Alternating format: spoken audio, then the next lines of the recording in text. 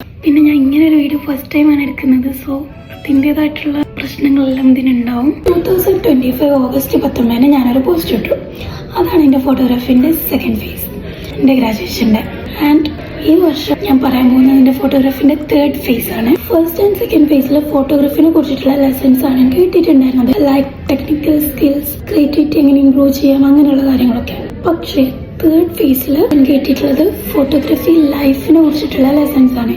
അതിൽ കുറച്ചെണ്ണം ഞാൻ പറഞ്ഞുതരാം. First one, work and passion is totally different. Photography, videography ഒക്കെ ചൂസ് ചെയ്യുന്ന പലരും പാഷൻ കൊണ്ടാണ് ഈ ഫീൽഡിലോട്ട് വരുന്നത്. പക്ഷേ work life and passion is totally different. Edit ചെയ്ത് സ്ട്രെസ് വരുമ്പോൾ റിലാക്സ് ആവാൻ വേണ്ടിയിട്ട് ഞാൻ എഡിറ്റ് ചെയ്യാറുണ്ട്. ഫിനോയുനോ ഫസ്റ്റ് പറഞ്ഞ എഡിറ്റ് വർക്ക് ആൻഡ് സെക്കൻഡ് പറഞ്ഞ എഡിറ്റ് പാഷന് വേണ്ടിയിട്ട്. സെക്കൻഡ് വൺ ഈസ് ക്രിയേറ്റിവിറ്റി മാത്രം ഉണ്ടായിട്ട് ഒരു കാര്യമില്ല. Marketing skill, communication skill is very important. So നമ്മൾ ഫോട്ടോഗ്രാഫി സ്കിൽസ് ട്രെയിൻ ചെയ്യുന്ന പോലെ തന്നെ ഈ രണ്ട് സ്കിൽസും നമ്മൾ ട്രെയിൻ ചെയ്യണം. ഞാനും ചെയ്തുകൊണ്ടിരിക്കുന്നു.